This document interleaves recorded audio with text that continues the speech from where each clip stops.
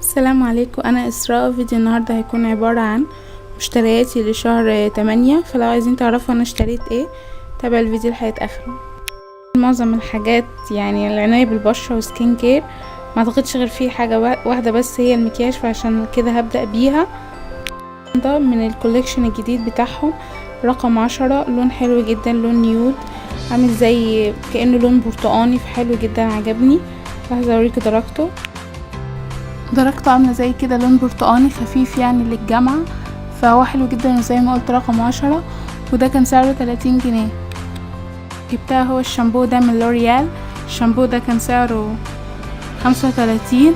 انا بحاول ادور حاجة عشان شعري انا تالف جدا، فانا لما شفت ان ده للشعر التالف فحبيته جدا وقلت اجربه وان شاء الله يعجبني. ولو كده اصلي عايزة اعمل هير كير روتين العناية بالشعر، فلو عجبني هعمله ان شاء الله.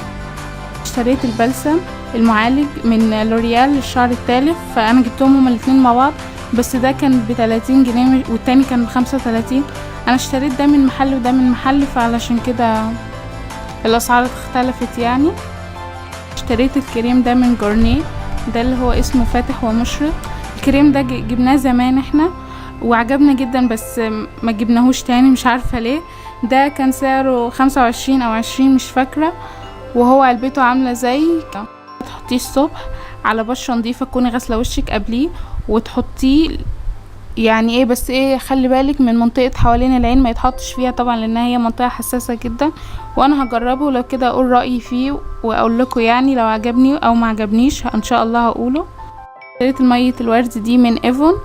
دي انا يعني جربناها كتير قوي، دي اعتقد العلبة الثالثة او الرابعة وعجبانا جدا وهنكمل عليها. دي كان سعرها 10 جنيه، بس زي ما انتوا عارفين ايفون واوريفليم اسعارهم بتتغير كل شهر يعني، فمش عارفة هيبقى سعرها كام لو انتوا حبيتوا تشتروها يعني. اشتريت مزيل المكياج ده من لوريال.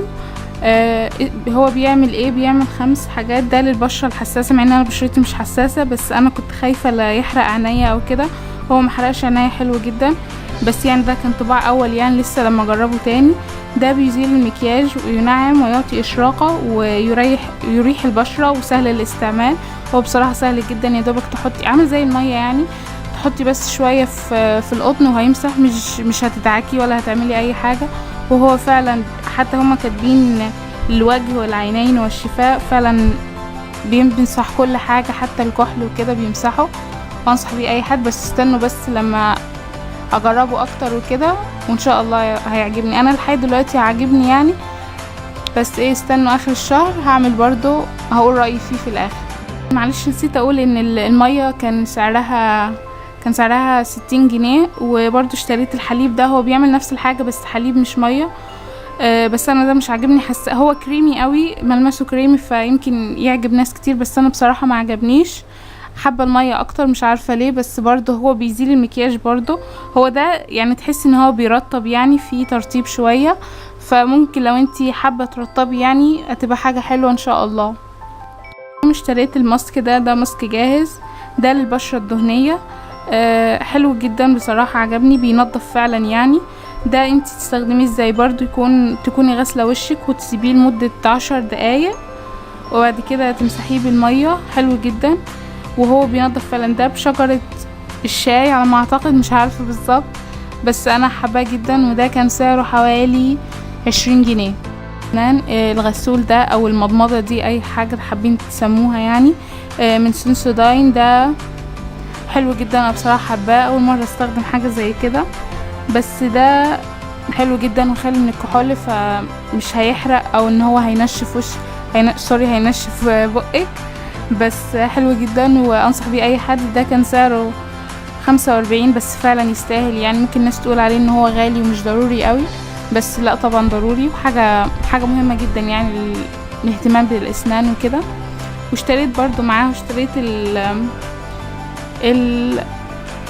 معجون السنان ده من كلوز اب. المعجون ده انا بحبه جدا، مش عارفه الاحمر بالذات بحبه، ما بحبش الاخضر مش عارفه ليه، فانا حباه جدا. بس انا حبيت يعني اوريهولكم علشان انا مجنونه اهتمام بالاسنان بتاعتي، لازم اهتم بيها.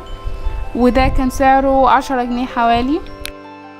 بس هو ده فيديو النهارده، اتمنى ان هو يكون عجبكم. لو عجبكم متنسوش تعملوا اعجاب واشتراك في القناه عشان يوصلكوا كل جديد، وما تنسوش تكتبوا في الكومنتات اي فيديو انتوا حابين تشوفوه. انا اسراء، واشوفكم في فيديو جديد. سلام عليكم.